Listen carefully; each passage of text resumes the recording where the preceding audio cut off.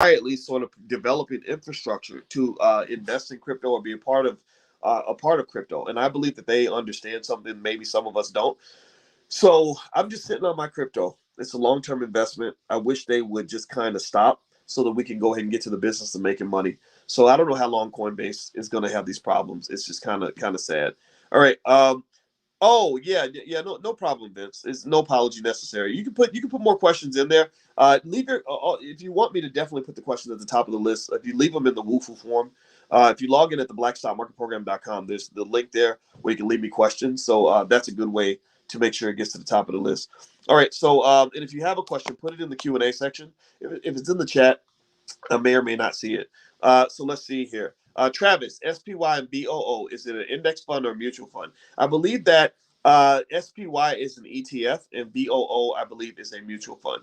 Okay. And also, if you have any questions or any challenges as far as using the system, just email support at theblackbusinessschool.com. Support at don't forget the THE, theblackbusinessschool.com, and they can help you kind of get where you need to get to for sure. Sandy Green, good morning, Dr. Boyce. What is the difference between a market cap investment and diversified ETFs and diversified stocks? A market cap investment, I don't know that term exactly. I know what market cap is and I know what an investment is, but market cap investment, maybe I'd have to look it up, but I've never heard that term. Now, if you want to look at the difference between investing in a company versus investing in an ETF. An ETF is where you're investing in a lot of companies at one time. It's an exchange traded fund that tracks a certain index, right? So effectively, you're invested in a lot of different companies. Think of it like a soup. A soup is, if I get one spoonful of a soup, it's like I'm getting all the ingredients that are in the soup, right? So even if there's like 1 ounce of vinegar in there, I'm getting a little bit of vinegar in that soup, right? So your ETFs and your mutual funds are great ways to diversify and put your money into things that don't require you to sort of analyze individual stocks. Sandy, okay, I already answered that question. All right. Can you spell those accounts? Yeah, VOO, Victor, Oscar, and SPY. Let's see, Yurmi Yahoo. I apologize for asking you to repeat yourself. May you please state where you should invest the $5 a day for your child? Okay, we already talked about that. Okay, good. And the $5 a day investing plan is at boycewatkins.com, my website. So just go there and it's right there. And again, if you want it in book form, the book is super short, but it's available on Amazon if you want to if you want it in book form. But really, you don't need that. You just go to my website and get it for free. All right. So let's see here. Sandy Green, Dr. Boyce, is this a good time to invest in Amazon, Google, and Meta stocks? Yeah. I think all those companies are good. I wonder how Meta is going to deal with the competition from Apple. I kind of feel like Apple has a bone to pick with Meta, and I think that's why they're kind of messing with them a lot. Meta is, because remember they have the Oculus, right? And then Apple just came out with their headset, which is better than Meta's, but it costs like 10 times more or something. So, but I wonder if Apple's going to start competing directly with Meta. I'm just curious to see how that plays out. I just think Apple's going to win because Apple has the direct connect to the customer, and Meta has to go through Apple to get to you, right? They have to go through your cell phone to connect to you. That's a big problem. Let's see. Latanya says, should we save for kids in Roth for minors or regular investment accounts for teenagers? Well, you know what? Traditional IRAs allow you to defer your taxes, and you pay your taxes when you withdraw the money. A Roth IRA allows you to let your money grow tax free, but you pay your taxes in advance, right? So you use post tax money for a Roth. Um, you know, I would say use those tax deferred accounts as much as possible for the teenager.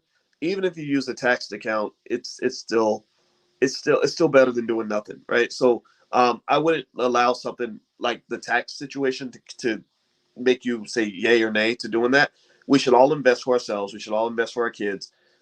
Tax deferred accounts should always be used as much as possible. So that might be a good answer to kind of nail down what you were asking there.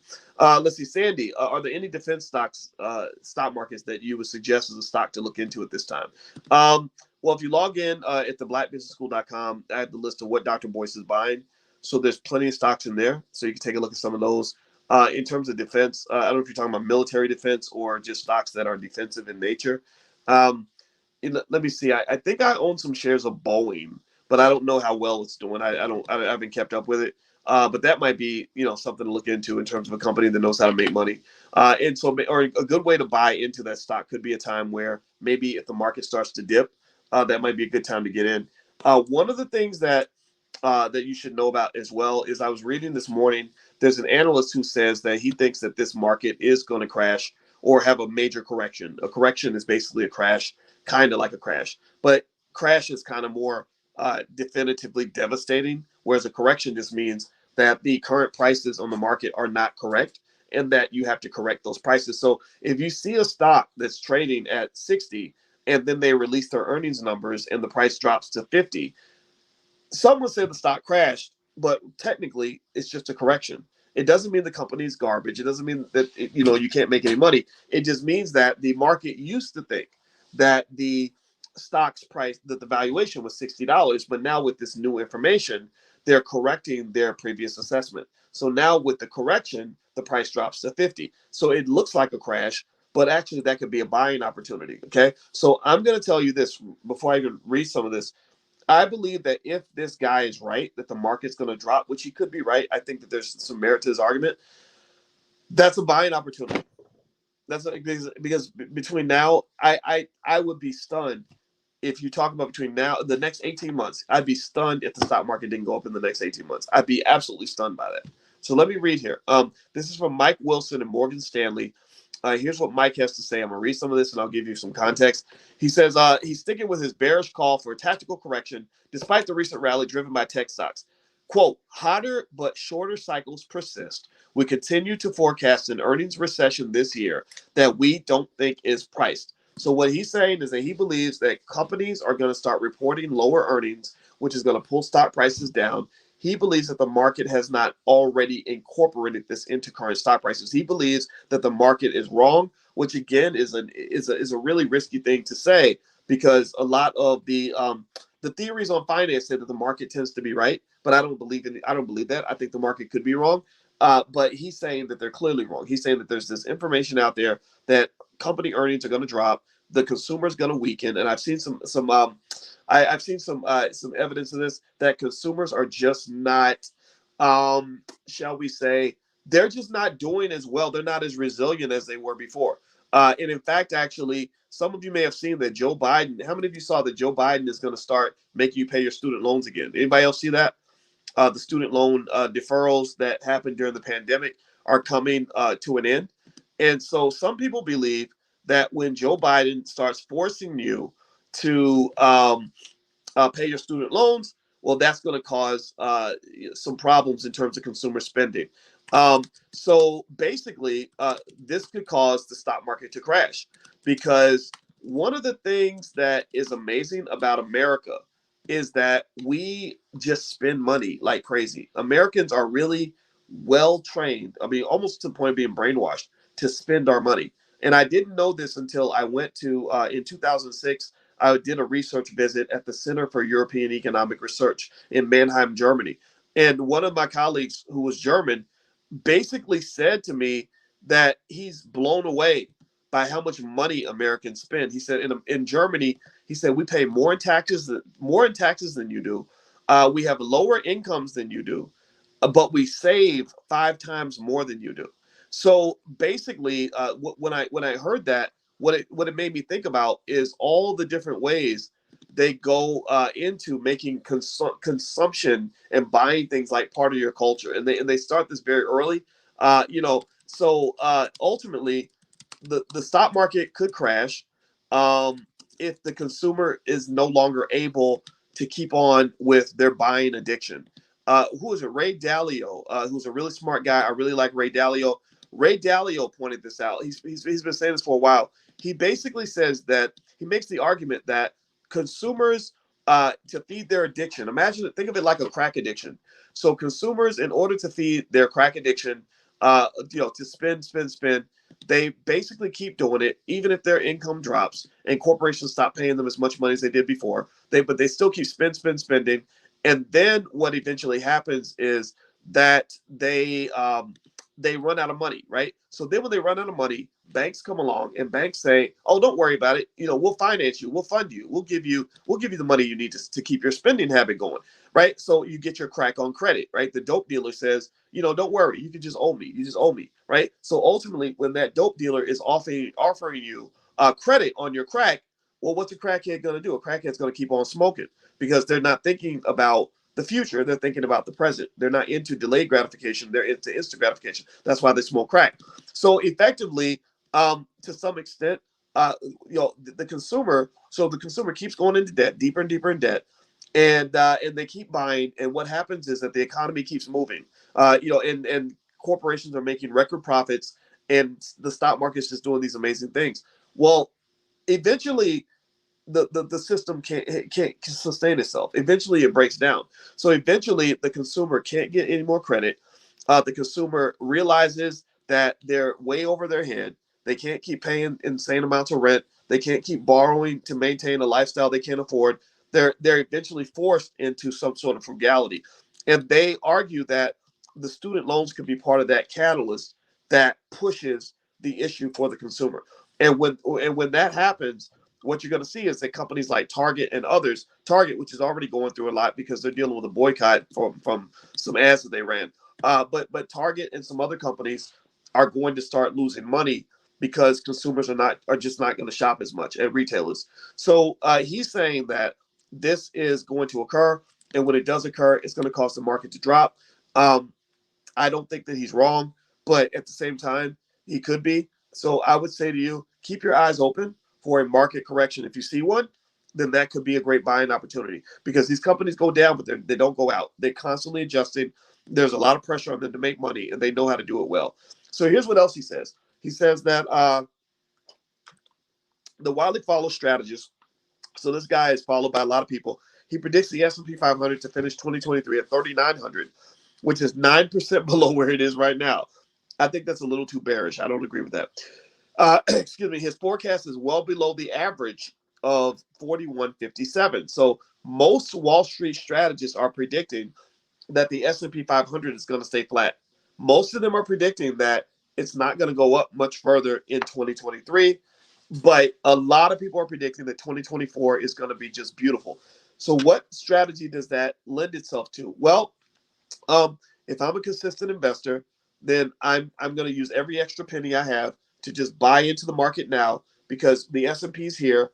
By the end of 2024, it should be up here, and that's how you can be positioned to take advantage of this natural growth and wealth. Let me see here if there's anything else here. They said Wilson has been one of the biggest bears on Wall Street over the past year, and he's been warning recently about high valuations that are hard to justify based on the outlook for earnings. The S&P 500 has gained more than 2% this month alone, pushing its 2023 gains to nearly 12%. The tech-heavy NASDAQ composite just notched its sixth straight weekly gain, a streak not seen since 2020, and it's up 27% so far. So the NASDAQ has been carrying the weight of this market rally. The NASDAQ stocks, particularly the biggest companies, the NVIDIAs. I don't know how many of you owned NVIDIA. My God, I hope that you did, because I did specifically on multiple occasions talk to you guys about NVIDIA. And let me tell you what got me to look into NVIDIA, believe it or not, was our teenage son. Like, he actually mentioned NVIDIA, and I was sitting there and I want to teach the kids about the stock market. So years ago, he said, Boyce, buy NVIDIA. You got to buy NVIDIA. They're making all the gaming chips. So I looked into it. I said, okay, all right, let's buy some NVIDIA. So I just bought it. And that's how, kind of buy stock. So I didn't think about it until like recently. NVIDIA stock has gone insane. Now, the thing about NVIDIA is there are a lot of people that believe that it went a little bit too high. And there are some companies like C3.ai that ticket, which is, we talk about that in the Prime program, where we sell options on C3.ai. Some people believe that some of these companies are benefiting a little bit too much from the AI craze. So if you're buying into these stocks, be really careful, because the same hand that feeds you could be the hand that bites you. And I'm looking at C3.ai, which is one of my favorite stocks. I've made a lot of money on this one. I've been talking to you guys about it for probably about a year now. C3.ai is up 6% today. This month is up 96%. Holy crap, that's insane. I did up 214% on the year. That's wow. That's really powerful. I didn't know it was up that much. I just knew. I was happy to own it. Let me show you guys. Let me show it on screen so you guys can see it. This wow, what an investment. So yeah, this stock is up 213% this year. Year to date, 239%. Over the last year, 96%. Over a 5-year period, though, it's down, right? So there was a time it was trading high. So this is kind of a crippled stock to some extent. But remember, it goes back to the point I was making to you guys earlier that a good company is not always a good investment. A bad company is not always a bad investment. Sometimes a bad company can be the best investment that you make. There are people out here where all they do is buy distressed companies. All they do is buy fixer-uppers. It's almost like house flipping. There are people who buy busted up houses because they think that there's more value to be unlocked from ownership of that property. They don't want the shiny new pretty house because that's going to trade at a premium, right? The shiny pretty house is going to be very expensive. So they say, no, give me that busted up $25,000 house in Detroit. I'm going to go in there, fix it up, apply some skill, put some elbow grease in, and increase the value from 25,000 to 100,000, and I'm going to make $65,000 on the flip. Right. So investing, this goes to the other point that I've talked to you guys about when it comes to investing. Investing is about a style. It's like a culture. It's like the kind of clothes you wear, right? There's no one right way to do it. The best thing I can say to you is that when it comes to investing, learn as much as you can so you can find the style that works for you, right? So if you're picking the style of clothing you want to wear, nobody can tell you how you should dress. Some people want to dress conservatively. Some people want to dress. Some people want to dress with their booty out. Some people want to dress, in a corporate fashion with a tie and a vest. Some people may want to wear a tank top, right? So really, it's not about sort of being told how to dress. It's like sort of figuring out what your style is, number one, but then also figuring out what style is appropriate for the situation that you're going into, right? So maybe you don't wear the same dress to church that you might have worn to the club the night before. You know the difference between the church and the club. So just like investing, there's some investment portfolios that I have that have different objectives. So I have my long-term portfolio that I'm going to use when I get old and I can't work anymore. I have the medium-term portfolio that I use that I don't usually touch very much, but I use it when I want to make big moves in terms of investing in companies or whatever. Then I have my shorter-term portfolio that I might use to generate income. And that's what we do in the Prime program, by the way. So in the Prime program, if you're interested, just go to drboyceprime.com. drboyceprime.com is about one thing. The goal is to generate income. The goal is not so much to build equity and everything else. That's part of it. That's a secondary objective. The number one goal is to create a portfolio that allows you to consistently extract income that you can then use for whatever you want to use it for. That's what I do. I have my stocks that I sell options on, and it only works for certain companies. It doesn't work for all of them. And with that money, I take that money and I send it to my wife and say, okay, let's pay down the credit cards or let's pay the mortgage or whatever. Right. So feel free to go to drboyceprime.com if you want to learn more about that. Also, at the convention, I think we'll do some kind of stock option gathering at the convention. I got to figure out what we can fit in. And so if you want to get more information about the convention, I encourage you to go ahead and get ready now, because we're definitely going to sell out. Like we're all, in fact, most of the tickets are already sold. So if you'd like to join us or sponsor or whatever, or get a vending table, just go to allblacknationalconvention.com, and also on my website, boycewatkins.com. There's information about the convention there too. All right, so let me answer a few more questions that you guys submitted in advance. Let's see. I see a question from Emily. She's asking, thank you for all your great teaching. You are welcome. I have learned so much and did my first investment after I enrolled in the BBS. Very nice. Much love and respect. My question is, if a stock is doing really bad, do you sell, or is there a formula you use to determine when to sell a stock? That is a really difficult question. That's really difficult. I will tell you when I sell. Here's the thing. I start when it comes to thinking about when I sell a stock, I start with the rule of rich people. The rule of rich people is that people don't become. Let me ask you this: does a rich person have more stuff or less stuff? Does a rich person own more assets or fewer assets than a poor person? Let's say that money didn't exist. Let's say that there was no money. There's no such thing as money yet. So you have to figure out who the rich guy is, right? We talked about this a little bit before, but we'll go into it a little bit more now. So does a rich person tend to have more or less? The rich person tends to have more. They have an abundance, right? They have more, whatever it is, whatever you value, there's more stuff, right?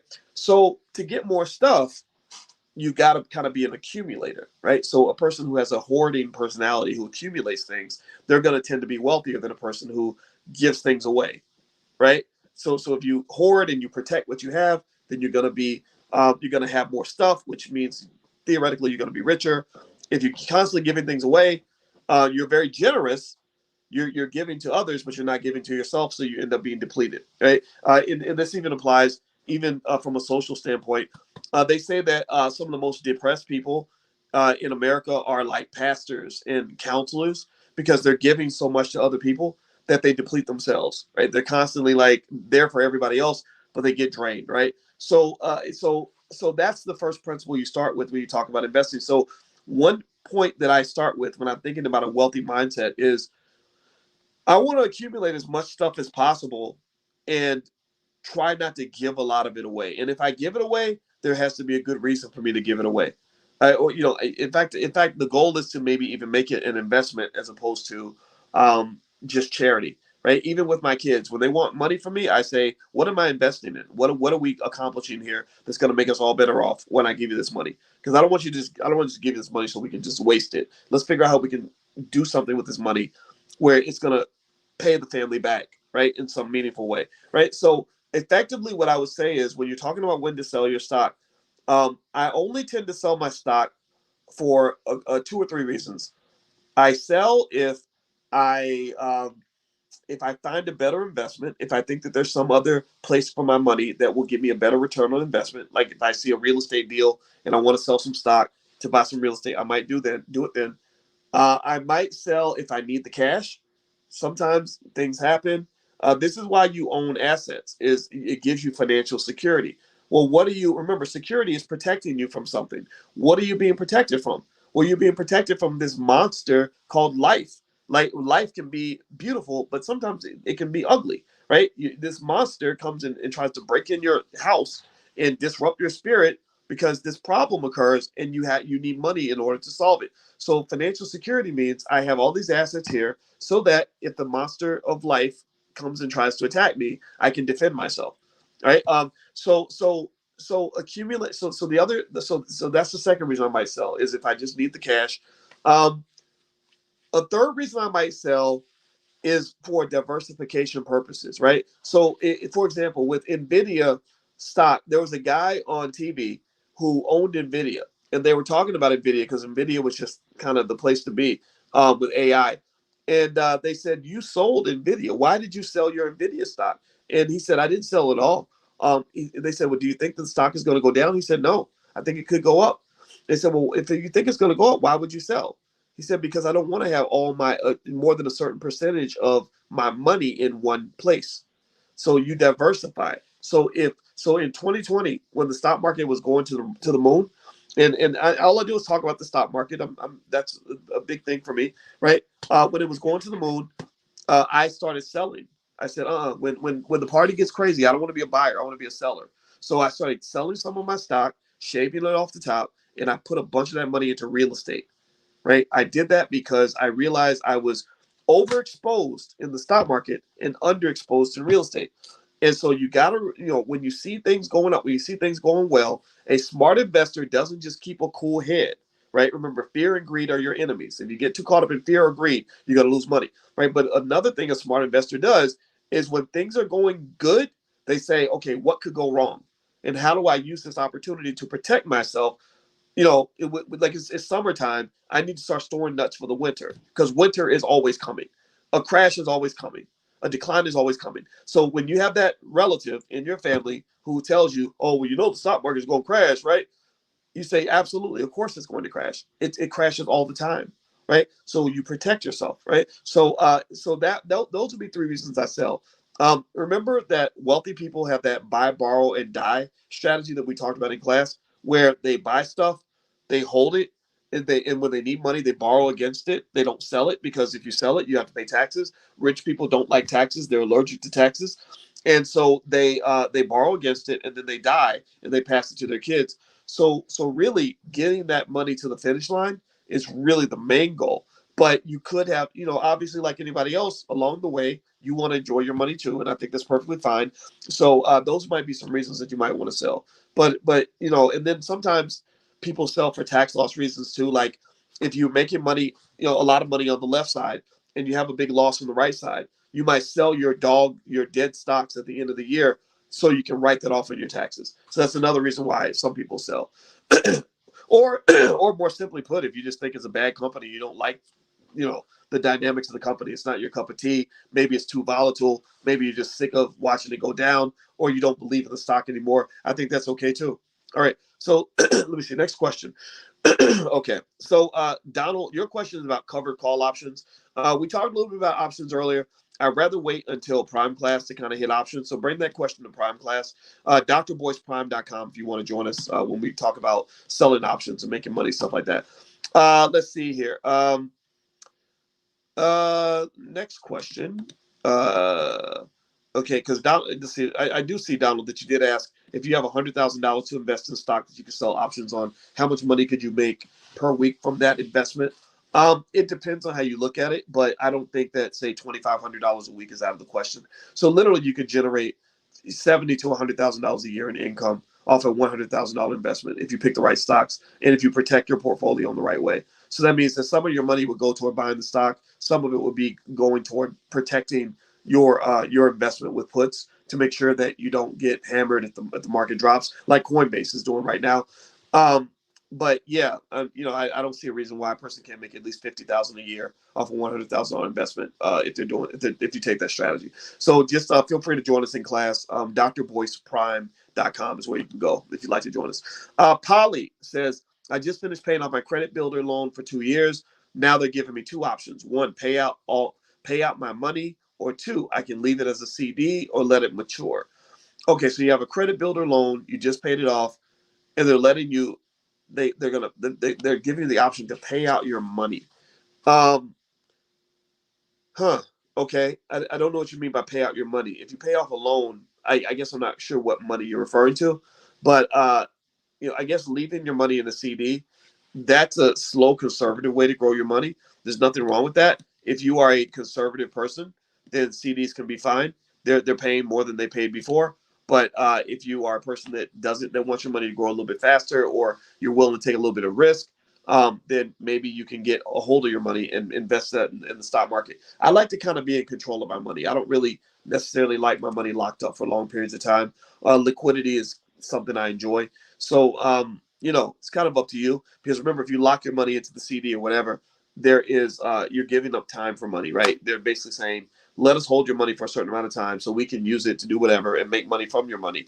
And then we'll give it back to you at the end, right? So that's not a bad strategy. But I can say I don't own any CDs. I did that a long time ago, but that's not so much my thing. But it might be your thing, and it's totally okay. Let's see. Natasha says, do you have any thoughts on the Webull brokerage app? I hear Webull is fine. They're offering 10 to 24 free shares for opening an account. That's nice. Yeah, yeah. I don't believe in having all your money in one app though. But Webull, the reviews I've seen have been fine. I don't have any reason to dislike Webull. Let's see here. Mr. Jan Jasmine says, oh, you're asking about direct public offerings. Okay, so direct public offerings, how do you invest in direct public offerings? Let's see here. Well, you know what? That sounds a lot like IPOs. I got to look up the difference between a direct public offering and an IPO. But an initial public offering or direct public offering, either way, that's where you can buy shares in the company, before they actually are traded on the market, right? So it's like offered directly to the public. I think that they're kind of overhyped. I think IPOs and all that are a little bit overhyped. But you can. I know with TD Ameritrade, they allow you access to IPOs and DPOs. There are other platforms you can do that, but I don't think there's any sort of magic formula to it, to be honest with you. There is a part of the game that's a little bit rigged, where some of the brokerage firms might give special privileges to their wealthy clients that help them make easy money. But you're not going to get that advantage, honestly, by going through a website. So I wouldn't get overly caught up in whether something's an IPO or not. But investing can be fun, right? Don't be afraid to have fun with investing, right? So I'll give you an example. If I have a choice between investing in a company that I think is going to be a good investment versus investing in a company that's exciting to me, I like the exciting investment. It's part of my ROI isn't just the money. It's knowing I'm a part of the game. I'm a part of something that's really cool. So I invested in Nvidia, not just because I thought the company could do well. I invested in Nvidia because I like gaming. I like that industry. I like knowing that my family's wealth is tied to how many people are playing video games. I thought that was the coolest thing. Or I would buy stock in McDonald's in front of the kids just to say, hey, see that McDonald's right there? Our family owns a piece of that McDonald's. Do that with your kids. Tell them, like, say things like that to them, because that kind of, they'll internalize that. They'll start to feel, they'll start walking with their back straight a little bit. Like they really will. Like especially I find that this like you guys know, I assume we have a Black business school for children. It's at blackmillionairesoftomorrow.com. And so anyway, at Black Millionaires of Tomorrow, one thing I found is that the investing thing works really well when you have like boys that are like struggling in school or get in trouble, or boys that were like I was. Like I had a lot of energy. They told my mother I had ADHD and all this other stuff, and they tried to get put me on medication. And my mother's like, hell no, you're not gonna do that. You're not putting nothing in my child like that. And because they just wanted me to sit down and shut up and be quiet. And I personally like the high energy side of who I am. Like I'm still the same ADHD kid. I'm just 51 years old instead of 11. But anyway, I'm gonna tell you what. When I got an opportunity to make money, woo! My parents did not have to make me get out of bed at 6 a.m. to go on that paper route. They didn't. I would get up Saturday morning at 7:30 and get on a bus with some white lady who could have kidnapped us. She could have done anything. Oh, get on this bus, this white lady. And she would drop us off in these neighborhoods that we'd never been to and give us a little route. And we would sell candy door to door. And at first it was hard, but she taught us what to do. And really, she was probably exploiting us. Like I think the candy was like she would buy the candy for like 75 cents. We sell it for $3, and she would give us like 50 cents a box or 25 cents a box. And so it was a whole it was a whole racket, right, for her, right? She eventually got arrested, I think. But let me just tell you though, like I loved that job. Oh my God. Do you understand the high I felt as an 11-year-old coming home with $60 in my pocket? Oh, you couldn't tell me nothing. And and at that point, my parents didn't have to make me do any of that. They didn't have to say, "Well, you better get up, you better do this, better." So some of your kids, if they're inspired by money and you put them in a position where they can make some money, like investing and all that stuff, they'll just take it on. Like it becomes because it's like I think for your boys, girls do it too, so I'm not discounting the girls at all. I guess maybe we'll talk about the boys because a lot of us are concerned about what's going on with some of our boys, right? A lot of our boys want to be athletes and entertainers, and that never works out. 99.9% of the time, you ain't never gonna make no money playing basketball or rapping or playing football. We know these things. But for that little boy who is never gonna grow to be taller than 5'7", he's never going to be able to dunk a basketball, throw a football, but for him to know that he can get out here and make some money and like really have his back straight because he's driving a nice car, living in a nice house, got a nice portfolio, that really feeds into his competitive nature. That's something that will, for some of your boys, it will stimulate and excite them and give them an outlet for all that extra energy. Because that was the problem my parents had with me as a kid was like this, finding some way to channel all this extra energy I had. So I played all the sports and I loved making money. And to this day, I'm kind of the same guy. I still work hard. I compete with myself every day. I making money is fun, right? Investing is fun. And so some of you have sons like that or daughters like that too. And I just encourage you, like, put them in those spaces. And so when we buy stock, I'll buy stock, like wherever we go, like if we go to Starbucks, if I want to teach them about stock, I'll say, let's buy some stock in Starbucks right now. Right. And then I'll talk them through just the pride in knowing that we now own a percentage of Starbucks because of what we just did while we were in the drive-thru. Those are some of the best financial lessons you can give your kids. You don't have to necessarily make them read big old books and go through a whole class all the time. Just those little nuggets will stay with them for life. I guarantee you. But if you want more, we do have, our Black Millionaires of Tomorrow program is really good. Feel free to go to blackmillionairesoftomorrow.com. Well, during the summer when your kids have nothing to do, this would be something that will change the trajectory for life. Because what I did was I took all these advanced financial concepts and I grinded it down to baby food, so that even a 7-year-old, we have 4-year-olds that go through the program, but if you have a 9-year-old or a 14-year-old or something like that, they go through the material. Offer them like a reward, like, for every module you create or that you complete, I'll give you $20 or something like that. And when they go through that, they will have a financial literacy. This is a guarantee we make in the Black Business School. Their financial literacy level will exceed the average college educated adult. And as a finance professor myself, I guarantee this. And if you don't agree, then let us know. We'll give you your money back. That's how sure we are that this will make a massive difference in how your child views wealth. We cover real estate, entrepreneurship, stock market investing, and general investing. So those are the 4 areas. So feel free to go to blackmillionairesoftomorrow.com if you'd like to take a look at that. All right, so let me answer a couple more questions, and I actually have to bounce out of here for a meeting, but we're going to meet again next Tuesday for stock market class. Linda is asking, I wanted to cash out my stock. What would be the process? I'm drowning. I still have to work and can't breathe. Oh my gosh, I'm so sorry to hear that. I buy stock monthly, but I'm really clueless. I've joined the Prime. Okay, and also watching Squawk Box and Halftime Report. Do you guys have consultations? Wow. Okay, there's a lot of questions there. First thing I'll say is you might want to make sure that you kind of relax yourself. I see a lot of tension here, a lot of financial anxiety, and my wife happens to be a therapist, and we when we created the Black Financial Therapy Department in the Black Business School, we dig a lot into financial anxiety because money makes people nervous and it creates all these emotional reactions. Sometimes they're good, sometimes they're not. If you want to take a look, my wife does have a workbook on financial anxiety. I put it on my website, boycewatkins.com. Feel free to go there and take a look at that. Maybe working through that can help you kind of deal with some of that. That's the first thing. The second thing I'll say is that when it comes to learning investing, you're not going to learn everything overnight. The best way to learn it is to imagine that you are learning how to be a rapper.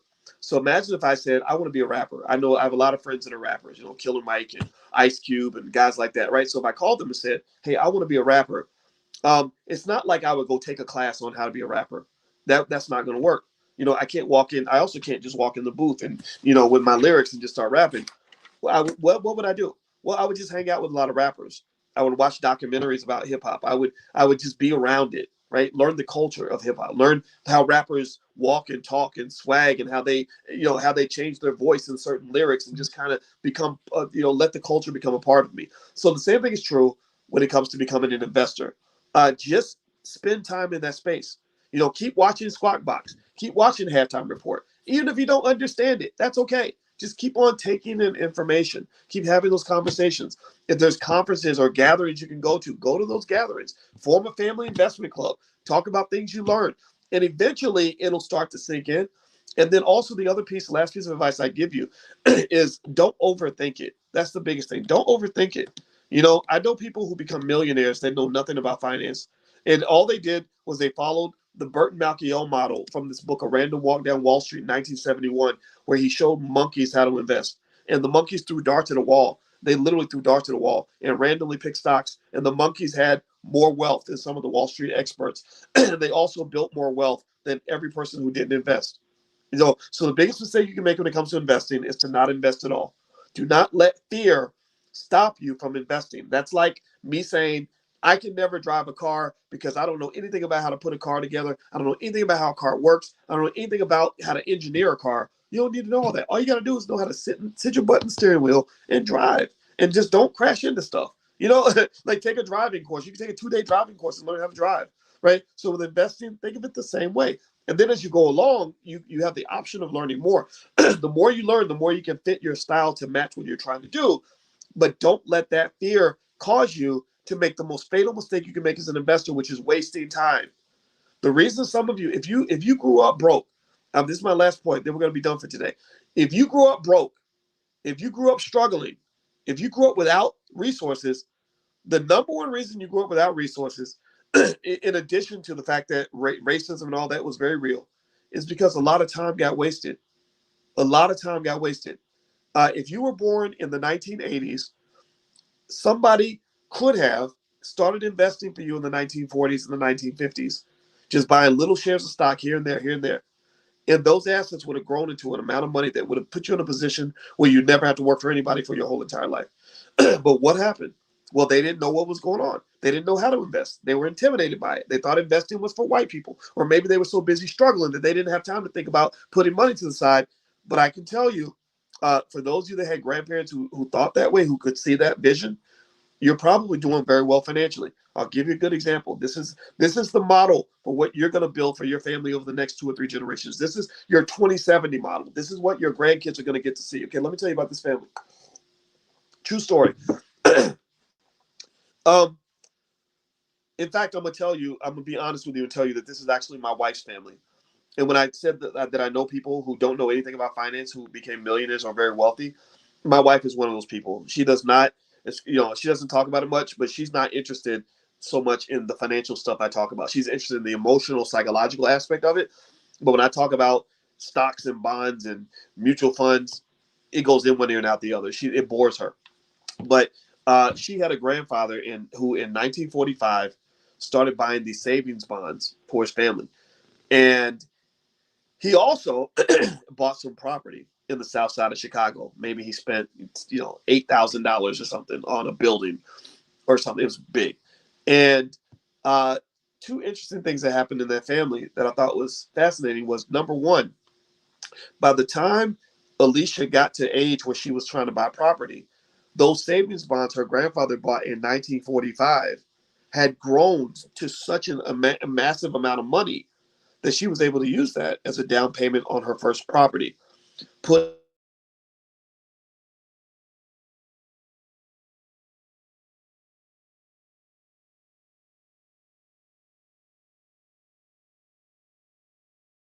'95, and she finished it in 1998 or whatever. The second thing about that was they bought that building for maybe $8,000 or whatever. Three generations of the family have all lived in that building pretty much rent free, and they've been able to charge rent for other people that want to live in the building. So this building that was bought in the south side of Chicago in the 1940s, maybe 1950s, still to this day is a source of income for their family, where there are people in the family who literally have lived in that building for their whole entire life and are also living off the rent they charge other tenants who live in that building. So I want you to think that way when it comes to wealth and generational legacy and everything else. These stories are possible. We did, and despite the fact that they tend to tell us only about our ancestors who had nothing, and they only tell us about our ancestors who took one approach to life. There were lots of people, lots of Black people, who were very forward thinking. They were thinking about you in the 1940s. The people in Black Wall Street, I believe they were thinking about you in 1923. So I want us to continue that legacy, because right now I'm thinking about Black people in the year 2123 and saying, how are we right now going to take this opportunity in this moment to establish patterns and possibilities that will put them in a position of absolute economic dominance by the time they come into this world and they start finishing the battles that we've been fighting our whole entire life. So we're all in the same gang. We're all in the same army. We're all in the same team. We got to help out our teammates. Most of your greatest teammates are not yet born. Most of the people that are going to benefit the most from the things we're talking about right now, I believe, are not even born yet. I don't even pay halfway. I don't pay no attention to the people that aren't listening to me, because I know that some of you are going to have kids and grandkids that are going to go back and watch this old video, and it's going to change their life. So that's what I'm building for. That's what I'm seeing. That's what I'm looking at. And I know that that's a possibility for all of us. We just got to stick to it and be consistent. Okay. All right. So I'm going to get on out of here. It was great to see you. I hope this conversation was beneficial to you. I hope that we learned a lot today. This was a lot of fun. We'll be back next Tuesday. So I look forward to seeing you then. Also, just a side note, if you go to boycewatkins.com, you can check out information on the All Black National Convention, October 20th in Atlanta, Georgia, at the Marriott Marquis Hotel. It's going to be amazing, like all the other conventions have been. Also, the book that I have out now is called The 10 Commandments of Black Economic Power, and that's on Amazon. Feel free to take a look at that. Lastly, I'm going to come to Brooklyn, I think in July or August. I got to get the exact date, but I decided in Brooklyn, we're going to do 2 days of stock options. It's going to be an SOS stock option summit. So if that's of interest to you, you can join us in Brooklyn. I'll keep you guys posted on how that develops. All right. So thank you all, everybody, and God bless you. I will see you all very, very soon, and I hope you have a great day, and I hope you make a ton of money. Take it easy. Bye-bye.